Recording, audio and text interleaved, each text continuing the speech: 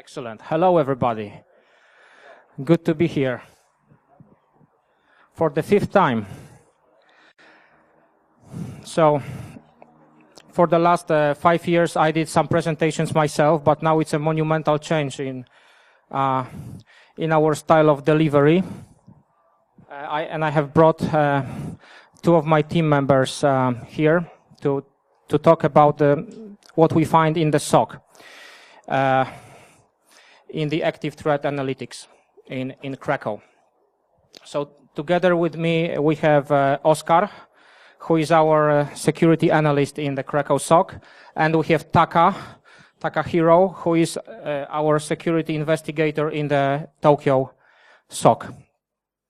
And we have 1 hour, so we prepared something, I think, interesting for you. We come from the world of detection.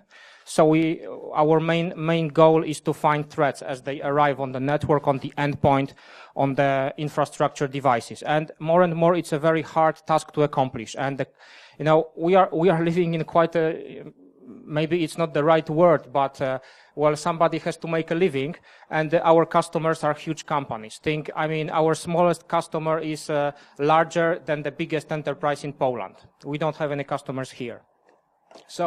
So it's hard at this scale to detect threats in a meaningful way and discover stuff and produce some value every day. So we'll show you what we are finding, and of course we'll show you what we can show you, and it will be several, like 10 cases. Some of them are very, very popular, some maybe less, from the deterministic analysis and from the statistic traffic baselining and anomaly detection world. So this is the goal of this presentation. And to remind you, I did some presentations in the previous years. 2012, I did IPv6 security. Everything is available on SlideShare. We did about network telemetry, and we actually used that a lot. Flow analytics more and more important. Nobody believes that log telemetry is enough in today's world. We move into behavior analysis, we move into statistical analysis. A lot of the traffic is encrypted and we cannot do proper decryption, so it's a very, very important topic. Then I was talking about networking security treasures, what is being developed 2 years ago. Right now, for the detection part, as you know, Cisco owns Snort, and we sponsor this project. It's heavily, supported by us. Right now, we have Snort 3.0, OpenAppID. Many extensions to the original Snort engine are being developed. So it's quite interesting topic. And last year, we did an introduction to the ATA. So we announced that we are going to build a security operations center in Poland. And for the last year, we actually did it. So if you look at what happened, this is last year. So this is how it looked like when I came on board. I was the employee number 1 in Krakow, and basically my first task was to build the facility. So we did it, and this is how it looks like today. We are based in our Enterprise Park office. And of course, if you like to visit me, please let us know. And this is where we work from Poland. The second hub is in Tokyo, and Taka is representing the Tokyo SOC. And we have our main hub, the mothership, in RTP, North Carolina, in this famous technology hub. And a little bit about technology. Well, detection is hard. I think we are a kind of I don't want to say losing battle between people who do offensive stuff and the defensive. If you need to do proper detection at the massive scale and do it in a reasonable time frame and identify the threat, mitigate it, and do some IR functions there, it's a hard task to accomplish. And of course, the resources you need to do a proper detection, to store the data, to store the flow telemetry, to do enrichment, to mangle the data, to run analytics on top of that, and to finally record the full packet capture, right? For highest level of investigation to find things on the wire, it's extremely expensive because we are moving into the petabyte world, and how do you run real-time queries, how do you build such an engine. So you have a data center to protect, and you need to build a second one to defend and detect. Not everybody can afford it. This is the problem, because you will not spend 50 million on your DC and another 50 on the detection tabs, servers, analytics, and staff to do it, because you need to have people, right? Of course, we do more and more automated hunts. We do more of a machine learning, either zero knowledge or some hypothesis-based machine learning. We've acquired actually a company called Cognitive. Maybe you know, the guys are sitting in Czech Republic, in Prague. Those are 50 people who have PhD in statistics. And they do nothing more than, build new models to analyze, let's say, distribution of DNS requests and analyzing what kinds of new malware use new kinds of queries. So this is the problem we are facing, and it is not an easy problem. This is how we do it. We build a huge technology stack. It's a full rack of gear, and we ship it to our customer. We connect the tabs. We acquire all kinds of telemetry. We generate our own telemetry. We acquire full packet capture, and we run our toolset on that. And we connect via permanent VPN to the gear and do all the tooling, which is pretty hard thing, and it's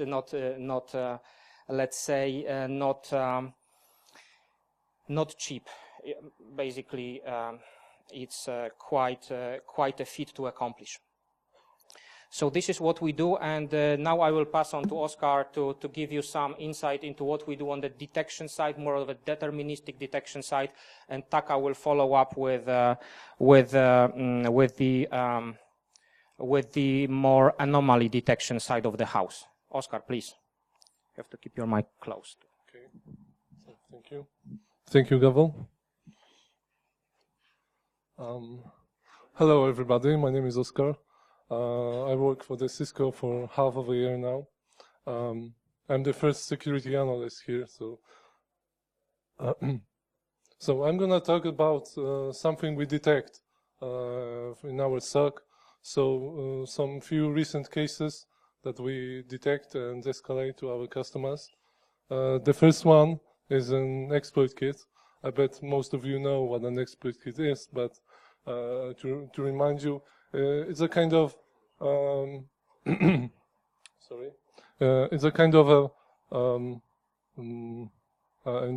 injected code in the website on which from which the redirection can occur, and then the exploit kit can be downloaded, which detect and try to exploit the vulnerability of our victims installed software or the web browser, for example. So doing that, it can download some malicious malware like ransomware. It's very popular this time. So how do we do it in our SOC? Basically, we've got an ATA service, so the Active Threat Analytics Managed Security Service. ATA is a kit. As we can see, like this on the customer premise, it's a kit that has a lot of different security monitoring tools and and combines a lot of different methods to detect threats that occur in the customer network. Basically, we have a tab, so the sensor installed on the customer network, which gather all the telemetry from the customer network and send it to the DCAP, so we can check it later if there will be such need. So basically, for this case, for neutrino exploit, we received SourceFire event about possible redirection attempt. As you can see from the external IP on customer internal 10 dot something, the host name was .www.marty something. So that was the page on which victim entered and possible redirection occurred. Checking deeper, ATA analyst investigate what was going on there. So the full packet capture is the best to show us what was going on there, and we can see that on this site www.marty something, right after entering this site was opened another site, so Fanny something from the 85.IP address. That shows us that there was more than only that Marty site. Next site is a Sayhawk ACM site from the 92.IP address. Looking deeper, we can see that the file was actually downloaded from the Sayhawk ACM, and it was a flash file. So possibly it was a malicious file. At this point, an analyst investigated some part of the case and escalated it to our investigators. So he can check whatever the file was malicious or it was not. The investigator check it, downloaded it, look at the hash of the file. As we can see for the virus total, it shows us that it's some neutrino possible. Detonating it in a safe environment, for example, in a threat grid. It's our own Cisco sandbox solution for detecting the callbacks from the malware that is detected. He checks that there was some callbacks for that specific malware and try to find them on the customer network. He did not find anything, so possibly the malware hasn't been downloaded, but the customer needs to be notified about this. So he created in the customer portal an alert about a ticket about this action. As we can see, we are using a varies, so a vocabulary for is a vocabulary for event recording and incident sharing. So it's a set of metrics used for incident, security incidents, analysis to be in a more common language and more widespread. So as we can see, the action was a malware, vector was web drive-by, it was a downloader, it was an external one. And as we can see, that Marty.site was actually a restaurant site. So the victim probably was checking some restaurants. The restaurant site was injected with a redirection attempt, probably with an iframe. So the redirection occurred. The file was downloaded, but the malware probably something blocked it. And customer notified us that checks the system, remediate it, because the customer are doing that remediation part of the incident by their own. Of course, we've got a different team, especially helping with the incidents is the security incident response team. Sorry. And as we can see, the case was closed as resolved. The confidential data has not been impacted. So the next one is a latent bot malware. Latent bot malware is a kind of a backdoor which can spy on the victims. You can also download the files. One of the security companies says that from 2013 it's been in the internet, but hasn't been detected. And in 2015, it's began infecting machines and spread through the world, doing some checking and spying on its victims. For this one, we received, ATA analyst received a source file event that says that there are many connected to the Trojan latent bot. Checking deeper, we can see that it's a variant outbound connection. So possibly something was trying to connect to the command server. And as we can see, looking at the ATA analyst looks on the full packet capture, we check that the hello packets were sent, and a lot of them. Really, it was a very noisy callouts to some external destinations, which were confirmed by the investigator, and customer was notified about this and advised what he should do about this. That picture is a alert from the customer portal about this case. The customer checks the infected machine, block the external destination IPs, and because of that it was resolved. Another case is very popular, SQL injection. OWASP says it's the one it's, I think, in the 2013 top 10, it's the first. Injections are the first of this list. So basically, we received, in this case, again, a source fire event, which shows us that possible SQL injection attempted. Looking at the IPs and the host name, we can see that for the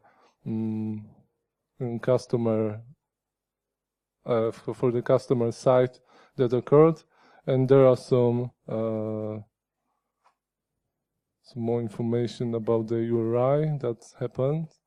Analysts checked the full packet capture, of course, to see what was really happening there, and revealed that for this particular case there was a 200 OK HTTP status, what means that it could possibly be successful, and some data could leaked due to this. He escalated this case to an investigator to check it out more deeply. Of course, customer has been notified about this case too, because possible confidential information could be stolen due to that SQL injection attack. As we can see, we've got also various actions here about hacking, SQL, web application, yeah. What customer has done, he blocked the malicious IP, applied some restriction to the web server in that particular site, which now does not allow to try and inject any kind of statements for the SQL. Also, he checked if the information was stolen. For that case, it hasn't been stolen, and no further size has been observed. So any further attacks, SQL injection was not successful. Possibly 404 HTTP status occurred. The next case is a brute force attack, so very popular method to try to enter a valid credential. And source fire event was for the SQL injection, received. And checking it, we can see that there was the alert in the source fire. Then analysts looked into the full packet capture, showing that that particular SQL injection was not successful because it was 404. Nothing happened there. But checking deeper in the pickup of that particular host, analysts found that there was many attempts, and it was a successful attempt to get to the administrator index PHP for the backend page of that site.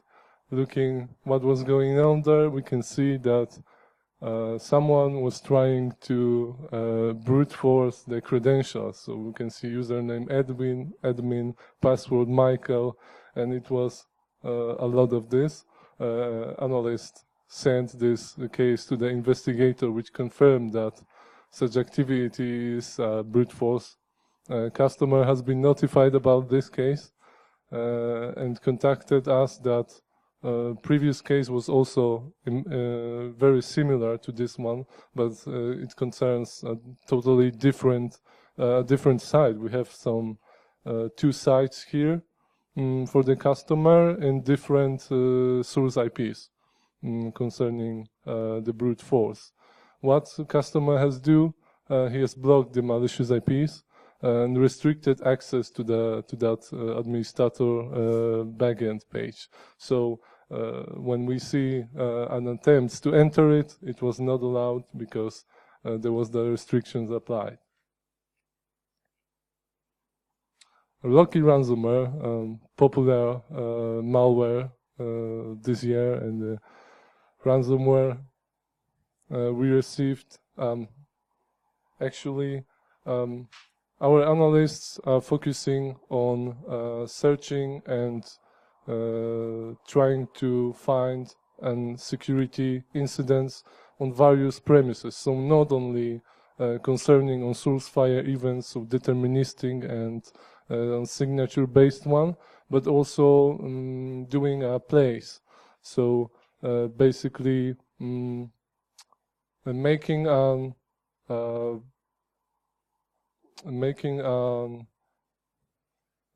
to put it simple, scripted some scripted searches for particular and maybe interesting cases and activities on the customer network.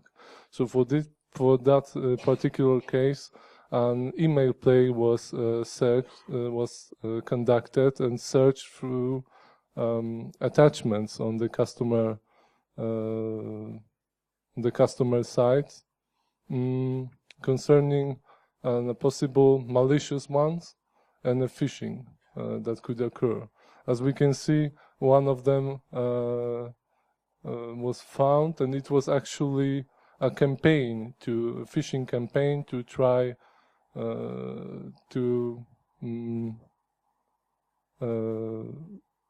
say to customer to open the attachment, and probably it is very malicious, and it will infect the machine of the customer. So as we can see, the subject of this mail was a confirmation of the loan in the attachment, and in the content the bank says that it's a confirmation letter, that he should review it.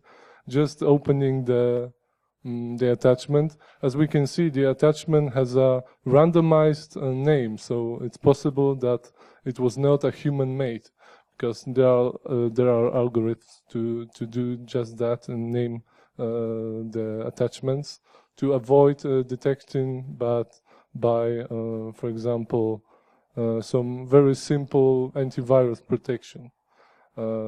Analyst checks first the hash of the file, looking if it has been seen previously, and it occurred that it has been, because VirusTotal, for example, says that it's some kind of downloader, possible Locky, so a ransomware in this case.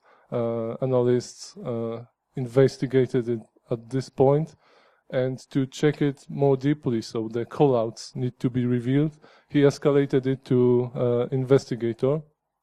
An investigator detonated in a safe sandbox environment, for example, a threat grid, so our own sandbox solution. And the callouts were revealed. So we see that some HTTP traffic was being made to some 91 dot something sites, 158 and 185. Yeah. Investigator checks the premises and the network, the full pickup of the customer, looking for that specific IPs. If it will be there, so that would mean that actually the infection occurred. So the malware was opened, the attachment was opened, it contacted the C2 server, and possible the infection occurred. But in this case, there was no connection to that IPs, and basically the case at this point was closed, but the callouts that were made has been recorded for future purposes. For example, a hunt, on which maybe Taka will tell you more about later. Yeah, and that's everything from me. Now I will give my microphone to Taka. So Taka, please. Thank you, Oscar.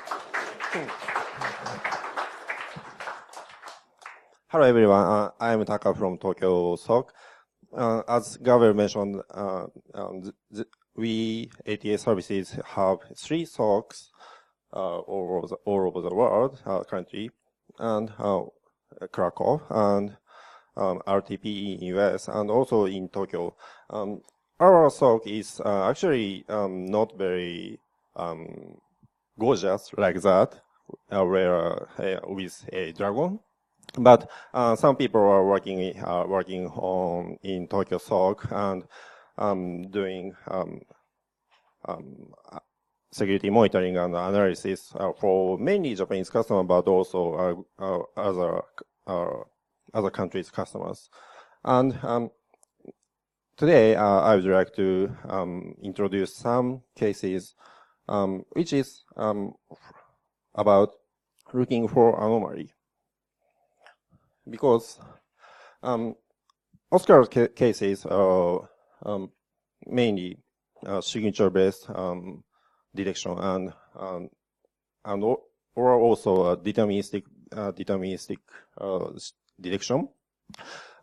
It is actually very good to use and reliable because we are already known these threats. But yeah, but the negative point of signature-based detection is that it can detect only known threats. It is, of course. So ATA is trying to also catch unknown threats, which is not covered with any signatures.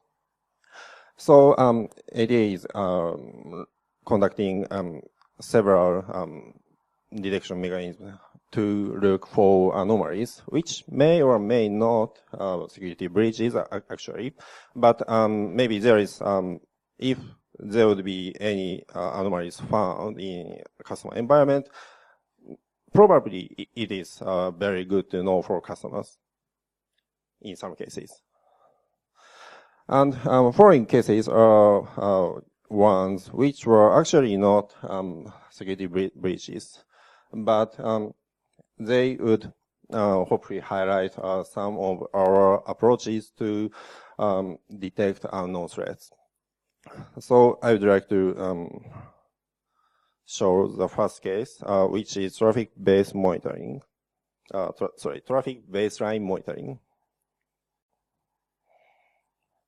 with the same picture.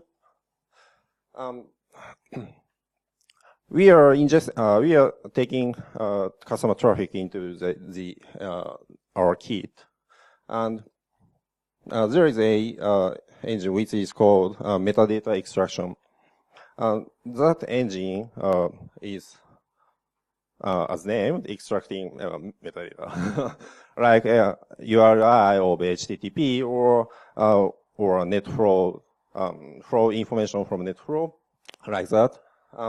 So, of course, PCAP has the most detailed information, but for some purposes, metadata would be more better utilized, like automatically searching something or calculating something.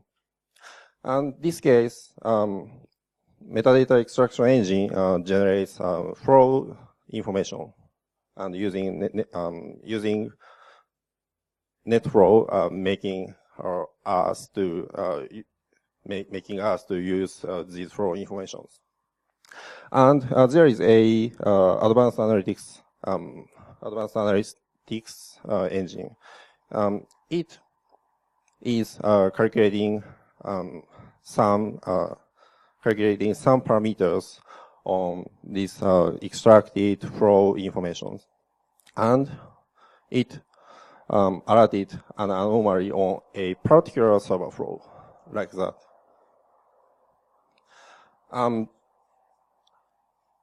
I don't guess just seeing showing this information wouldn't make any sense, but I will explain the meaning later a little bit. But when we know this alert, there is a very high number of anomaly index, so we would check this particular server's flow. And looking this, there looked like it. So at the end of July to the early of August, there is a apparent change in trend. There is a great increase in traffic bytes information, and this is actually a traffic from a database server to a particular server, and a particular protocol. So it is actual database communication with a particular server, and it suddenly increased very much. It's interesting. And we conducted several investigations, including looking at syslog messages ingested from customer environment, like that. But honestly, we couldn't find any suspicious information. But we notified this event to customer so that customer can confirm if it is actually an expected event or not.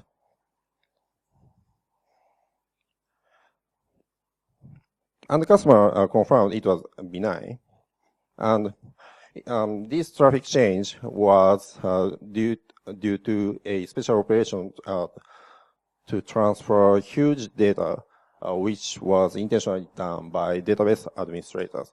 But there is a SOC team, customer SOC team, who we are facing to, they were not aware of that. So, because of this notification, the SOC team could know about their network a little bit better.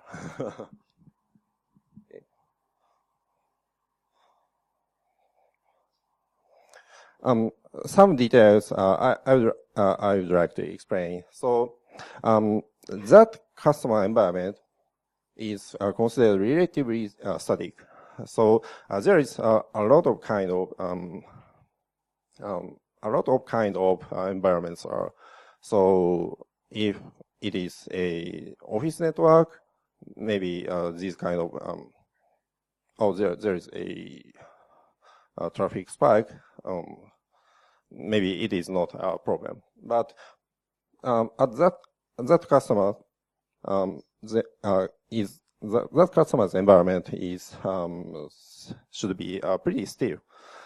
And as you saw before the increase of end of July, there is that communication was were relatively low keeping.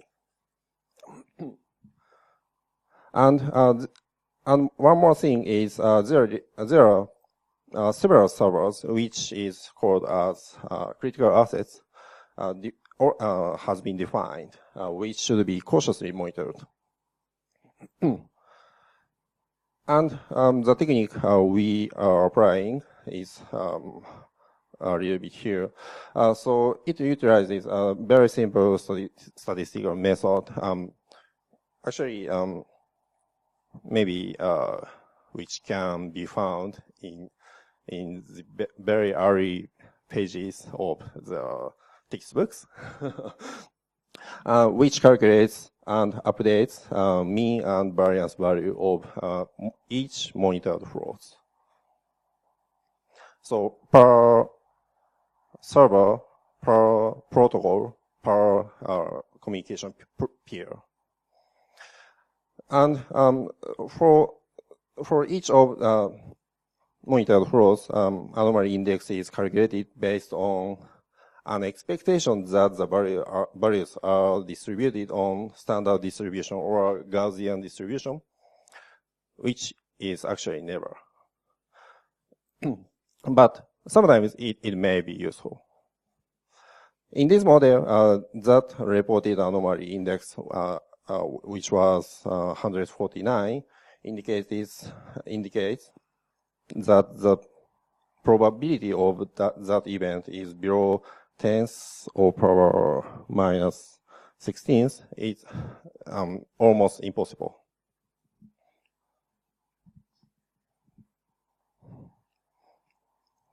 Yep.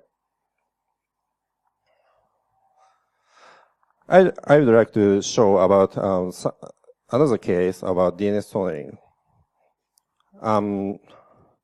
First, I would like to tell the result. This was actually happened, but this was customers' internal pen testing. Some customers do internal pen testing without notifying to us, because one purpose is, of course, to see their security environment in perspective of security. But the another one is actually to test us if we can detect that activities. This case was this one, DNS tunneling. Okay, so the flow is similar to the former one. So there is traffic ingested to our kit, and metadata extraction engine is extracting metadata for DNS queries too, and responses. And advanced analytics engine is looking for these DNS queries and raised an alert like that. It is small and probably hard to see, but this is the query string, and the next column, next row. So pretty long DNS string, and which apparently looks abnormal. And this this kind of alert are raised a lot. So at this point, we had already know there is something anomalous is happening. Yeah, actually, the query were apparently consistent with DNS tunneling activities. There is some tools to utilize it, like DNSCAT. And so it should be reported to customer. But usually we see the traffic mainly in internet traffic. So the querier is actually, for almost cases, the querier is a cache server. And cache server is transferring data to the internet on behalf of the actual client. This is a major problem when you want to do collection at the client. So there is more investigation has been done, which is looking at syslog messages. So at that customer is sending also DNS servers logs, which is for made queries. So in that log, we can see the client IP address and the query itself, and the query type, and also response. So client IP address has been determined. So this exact client is performing this DNS tunneling activity,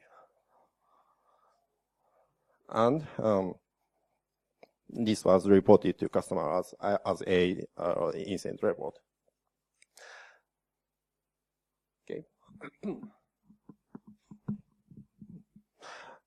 Honestly, customer had notified to ATA that they were going to perform some penetration testing someday. So ATA queried. So we queried if it was a test or not. If it is not test or it is very severe security incident. And the customer confirmed this was actually actual internal penetration test performed by them. So we felt very comfort. Okay, customer tested us and we detected it. Yes, good job. I'd like to show some background about DNS tunneling. Some reports or blogs states that DNS tunneling is considered one of the methods which we need to most cautious, because it is DNS is permitted everywhere, and DNS tunneling is very easy to utilize. Due to the purpose of the method to bring data on DNS queries and responses, the execution would likely produce much longer parameters than usual. This is some information from our Taros blog. You can see this information from on this URL, but here is a distribution of subdomain lengths. So like 50 or 40 or 50 subdomain lengths are already anomalous. And DNS tunneling queries may look like this. It is very different from usual queries.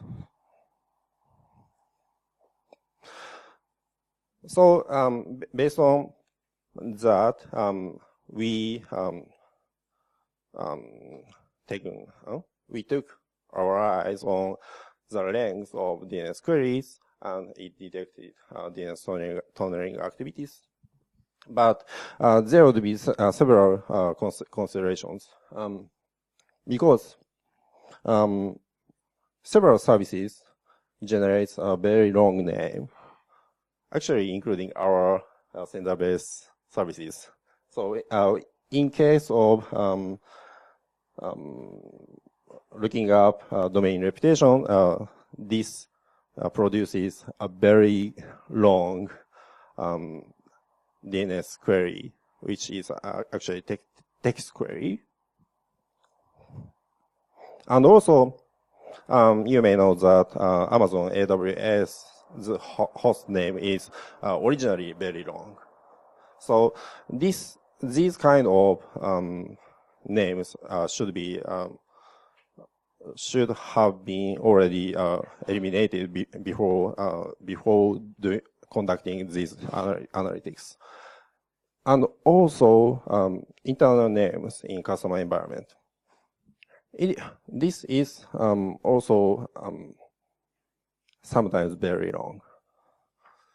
So when implementing these kind of methods, looking for anomalies, it is very important. I would say it is very important to maintain environment-specific tuning to reduce false positives.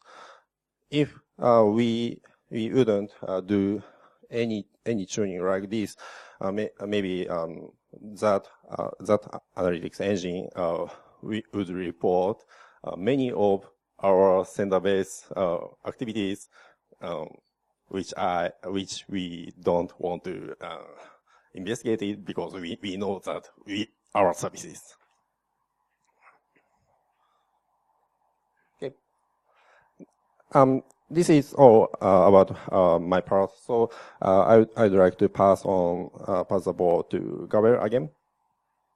Thank you, Taka.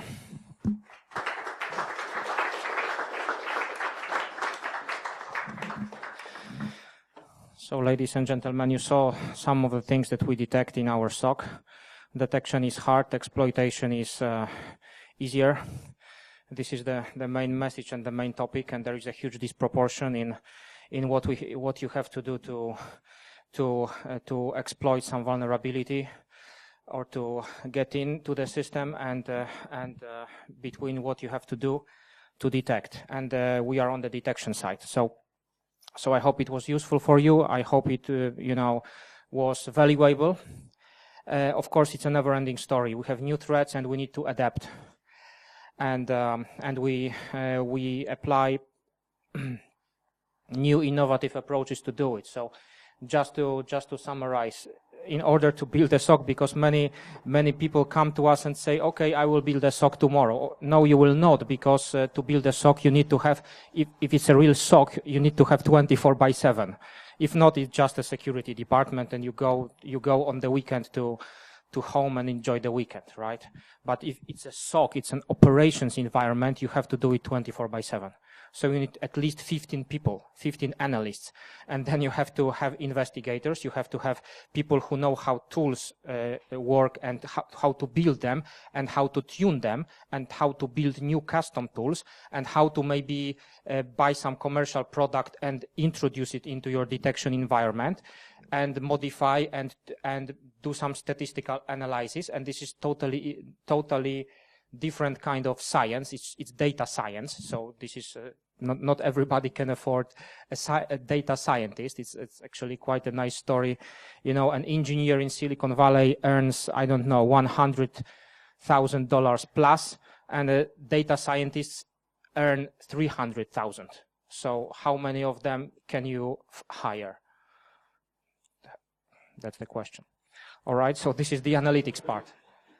So if you have 3, it's $1 million per year. Then you have to have security intelligence. You have to have feeds, threat intelligence. Security intelligence is data. Threat intelligence is contextualized data that is relevant for my environment based on what resources I have, what workloads I have, what applications, and what kind of business I am in. This is this sense of relevancy. This is where the threat intelligence comes into play. And then you have to have a technology, and a lot of that. And this is how we do it. And I hope those examples were quite interesting. So just to summarize, we are growing our glorious ATA SOC, and we are hiring, in all the categories you can imagine, from the more entry-level jobs. So this is a kind of entry-level job, IntelliShield analyst, technical writer, if you are starting a cybersecurity career. And Cisco is producing quite a lot of devices, right? There are millions of Cisco routers, switches, firewalls, IPSs, IP phones, and they have some vulnerabilities because humans write the code and it is prone to error.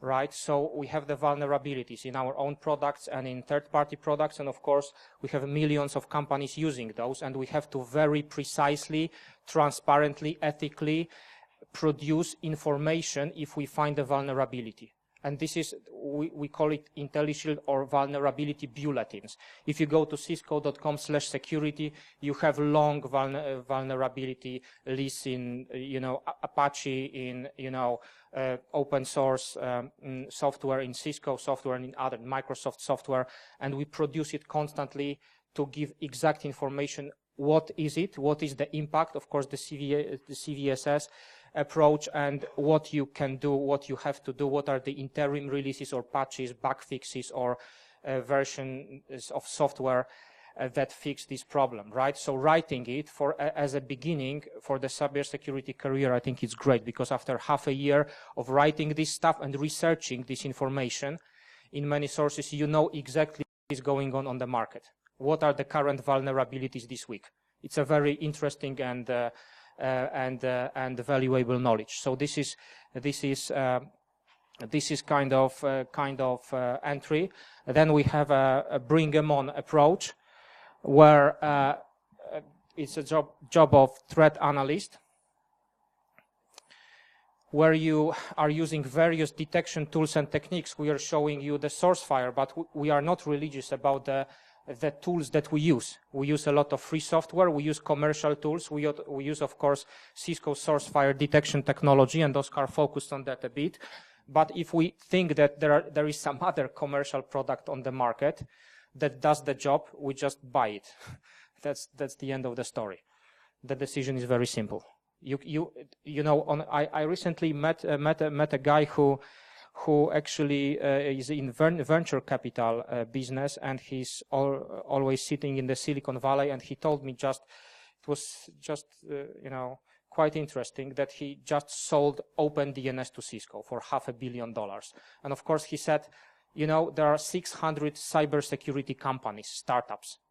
You will not ever be able to event everything yourself. This is why such events are important, like BSides, sharing the knowledge, and of course there are a lot of genius people that are just developing the code or hardware or both, or some ideas, and of course we try to use it as much as we can for our own advantage and to protect the companies we work with, right? And there is the info security investigator role, where you know all of that and add on top some data science knowledge, working on big data sets, writing new custom tools, and adjusting methodologies to a specific environment. This is investigator job. It's normally you have spent several years in